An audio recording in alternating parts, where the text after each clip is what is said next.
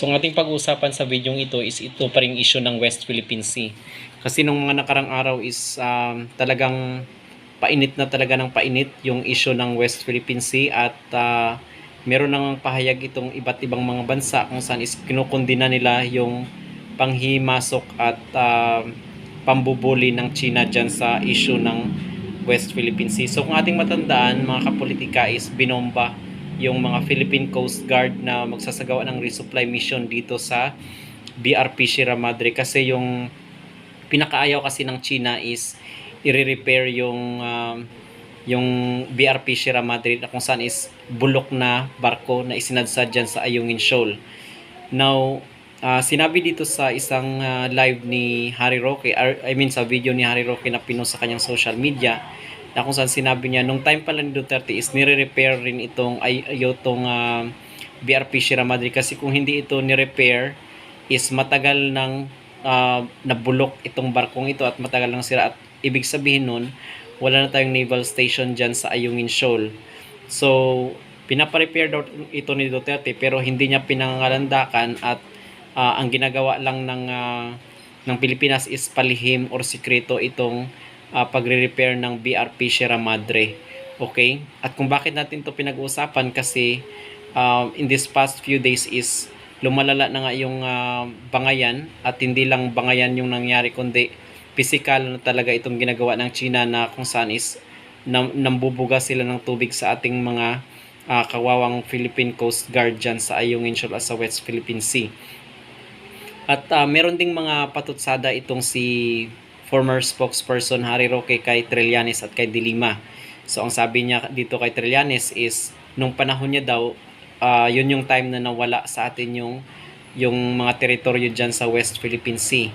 So ang ibig niyang sabihin nung panahon ni Pinoy kasi 'di ba naging backdoor siya doon sa pag-uusap doon sa sa China, pinapadala siya at binulgar pa nga siya doon, parang hinuhuli siya ni Juan Ponce Enrile doon sa hearing sa Senado at back out nga itong si Antonio Trillanes at hindi niya tinapos yung hearing. So binubulgar siya ni Juan Ponce Enrile at ang sabi ni Juan Ponce Enrile, ano daw ginawa nitong si Trillanes doon sa China, bakit pabalik-balik ito? At ang sabi ni Roque is yun na daw yung time na kung saan is nawala sa atin yung mga territory at nagsimula yung gulo sa Pilipinas. Parang tama nga itong sinasabi ni Harry Roque na kung saan is doon nagsimula talaga yung sigalot ng China dito sa West Philippine Sea. Parang totoo kasi dati wala namang mga ganyang insidente, di ba, nung panahon ni Duterte. Meron pero very minimal, unlike ngayon na bakit parang sobrang agresibo na itong mga Chinong ito. At ang pinakaayaw nga nila is itong pagre-repair ng BRP Sierra Madre. At bakit pa parang hinahamon ni Bongbong Marcos itong China? Ano ba yung meron tayo? Ano bang mga armas meron tayo? Bakit gusto nating mapasali dito sa war na wala naman talaga tayong kinalaman? At na-discuss na natin ito doon sa ating previous video na hindi natin ito war, hindi natin ito giyera. Okay? Tayo lang yung nasa forefront ng war kasi yan nga ang sabi ni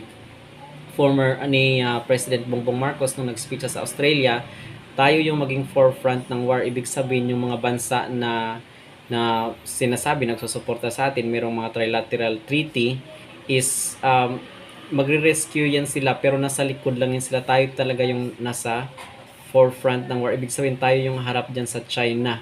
Hindi yung mga mamamayan nila ang pupunta dito sa Pilipinas para makipag-away dito sa mga dayuhang incheck. Tayo po mga kapolitika. Okay? At alam nyo ba yung itsura ng war? Sino yung mga nagtatapang-tapangan dyan? Kaya nga, yan ang ginawa ni Duterte, nakipagkaibigan lang sa China. Instead na makipag-gyera, makipag-away, makipag-girian sa China, is kinaibigan niya lang yung China at nakipagsundo lang siya nitong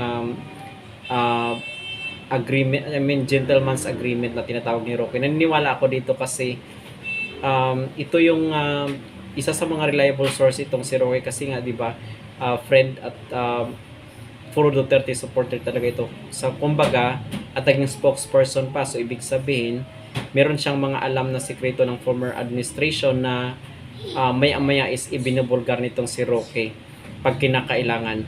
Alright?